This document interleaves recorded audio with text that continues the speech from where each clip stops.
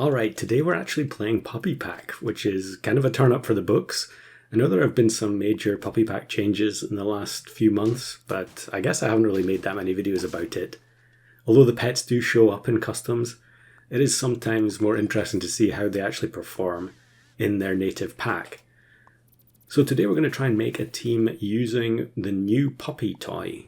So Puppy now has 3 toy choices. It has been moved up a tier, which I think was fair because it was one of the strongest tier 3s in the game.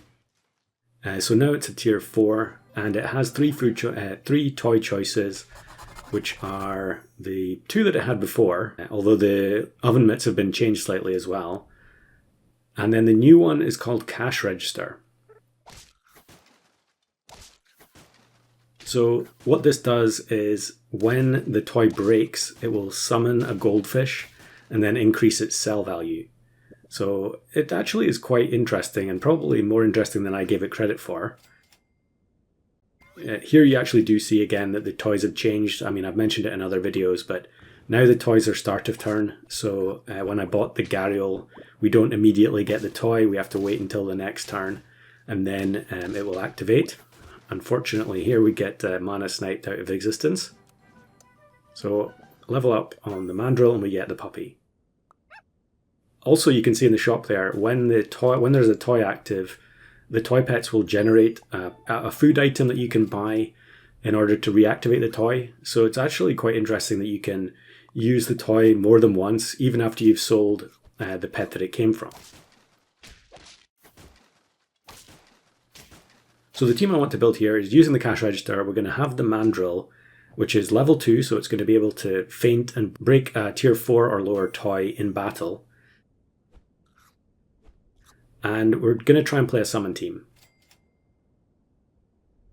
So I think the revised version of Puppy Pack, since it was completely changed from the original version, it's been pretty difficult to play summon teams. I mean, you can play a mole team, you could probably just play all eagles, but other than that, you're basically relying on anglerfish to try and steal stuff from other packs. And of course you can't do that if you're actually playing against Puppy only. But now I think we have another option, which is a great addition. And that is to use this this cash register toy to provide all the summons that we actually need. So as you saw in the previous battle, the Mandrill feints, breaks the toy, and we summon a 7/7 Goldfish, I think it is. And that number doubles and then triples at the higher toy levels. Unfortunately here, losing to the 4th position Scorpion. But of course, like any other toy, we can multiply the effect by using Chameleon, and we can also use Puma. So I don't think I'd take Chameleon in this game, but I definitely had a few games where I just had 3 or 4 Chameleons all summoning big units. Chameleon is a little bit more awkward than Puma because Chameleon was nerfed a while ago that it won't go above the level of the toy. So if you have a level 1 toy, a level 2 Chameleon, it will still only work as a level 1. Which for this particular purpose is kind of frustrating, but at the same time it's not too big an ask to get level 2 Puppy now, especially since you can use chocolate on it. I mean, you could use chocolate on it before, but you would still have to actually buy another puppy from the shop. And the fact that the toy just regenerates every turn regardless means that you don't have to worry about getting the puppy to level 3 and then no longer being able to use the toy. So here we get the Puma. And I think, do I make a mistake here and just go end turn? No. Okay, I am going to do the right thing. Definitely were many games where I accidentally let the toy break in shop and then missed out on the goldfish. And it's actually a lot of gold, especially once you're at level 2. Although here we haven't actually moved on to level 2 yet. And there you go, the Puma doubles the summon. So summoning 2 7/7s on turn 9 is pretty nice. But you can definitely do a lot better than that. And actually here I needed to sell 2 pets if I wanted to double goldfish in shop. But really we're not too bothered about that. We just want to get a decent in-battle summon synergy going. Now the Mosasaurus, you can actually play at 2nd position because the toy will summon the goldfish before the break effect goes off, which I guess we'll see in the next battle. I should have played the Mosasaurus second last here. I'm not sure why I played it right at the back. Maybe I was worried about the Puma getting sniped. But you'll see The toy breaks. Yeah, we waste one because of the Puma, although I am just focusing on getting some more scaling at this point in the game. We're still going to win anyway. Now we can go for the level 2 Moza and still leave the space open to get the toy break next turn. Now, quick intermission here, we should mention that you should definitely go and watch the video from Not A Game Devlog where he is interviewing Arkuni. So if you don't know, Arkuni is one of the 2 developers of the game, and it was a very interesting interview with a lot of insight into the creation of the game. I know a lot about Super Auto Pets, but there was definitely a lot of stuff in that interview that I wasn't aware of. So highly recommend that. The link will be in the description. So yeah, we've faced an iguana team here, but the summons are actually big enough that the iguana isn't able to snipe anything. So another fairly easy win. This kind of team obviously benefits from the fact that you're getting the toy break benefit in shop and in battle.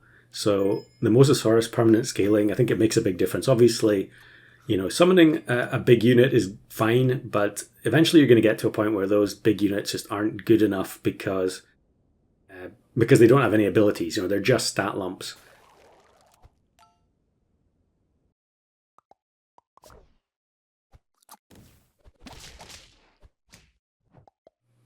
But here this works out pretty well. We get 3 goldfish in the end. The chameleon in the backline does get sniped. And we just scrape a tie here. So maybe that was a bit unexpected. Maybe you would have thought that we would have lost that round, but the team was strong enough. And the chameleon did make a nice little cameo. So yeah, the lineup is basically set at this point. The only thing that I wanted to try and put a little bit of an extra twist on this was to use anglerfish. I mean, it's puppy pack, we have to use angler somehow. And I wanted to get one of the summon support pets from the other packs.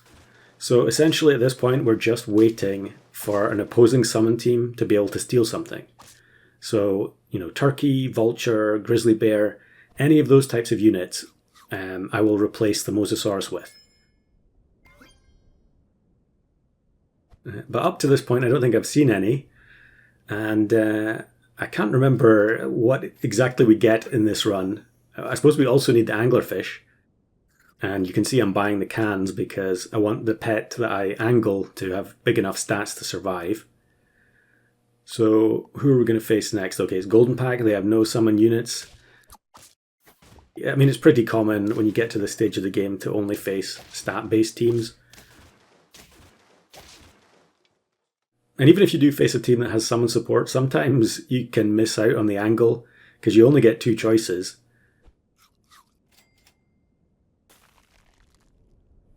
So there we go, we find an anglerfish. We do have 2 hearts left. So hopefully here we're going to get a summon opponent. And it kind of is. They've got Eye in the back here. And they do a lot of damage to us. They actually remove the Puma. But I think we're going to be okay. Well, maybe we'll be able to scrape a tie. Oh no, we actually win. Okay, so now we just need the anglerfish to hit. And we get some extra gold as well from the Puma. So you can see here how much the goldfish is worth, 13 gold. That means we can buy the anglerfish, probably buy the chocolate, and then roll to see if we can get another one. So we get the Eye. Now we need to find another angler with only 4 slots open.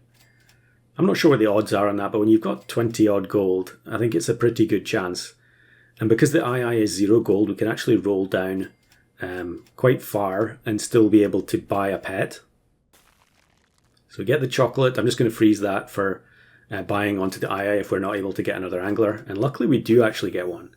So in the end we get the level 2 Eye stolen from the opposing Danger Pack team. Now here I think I was considering moving the Puma to the back to reduce the chances of Eye getting sniped, because I really wanted at least one round where the Eye ability goes off.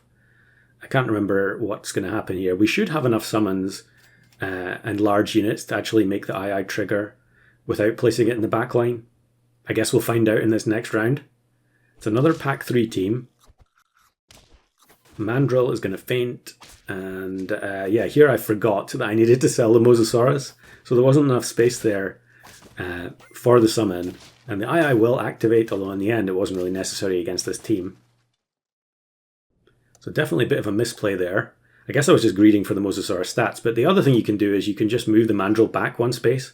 So if you play the Mandrill, second, you'll still get both summons from the toy. We won't get it in the shop, but I think at this stage, I'm happy enough with the scaling that we've already achieved, and we hope that Melon plus Steak is going to be good enough.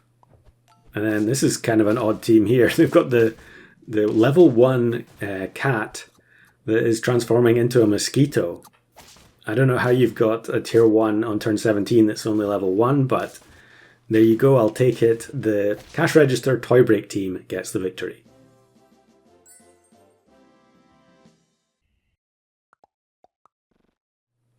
So here are a couple of others. Here's one where I actually did get Turkey, but then on turn 19 I faced this team that has triple Caterpillar and we get destroyed. Wasn't best pleased about that one. And then this next one, I think we're going to show a couple of rounds. So this one I got Vulture. The Vulture didn't get to very high level all that quickly. And then we summoned some more Goldfish. But yeah, it's a 1 HP breakpoint there. Otherwise that was a win. So what happens now is the toy breaks, and because I've already sold the puppy, we actually have nothing left. So the team is totally useless like this on turn 17. The way the toys work now, you can't just buy-sell another puppy to get the toy activated. So instead I angle a single Siamese, put pie on it, and just send it. I guess if I wanted to avoid that situation, I shouldn't have sold the puppy, but at the same time, sometimes you feel like you just need that extra ability to get the team over the line.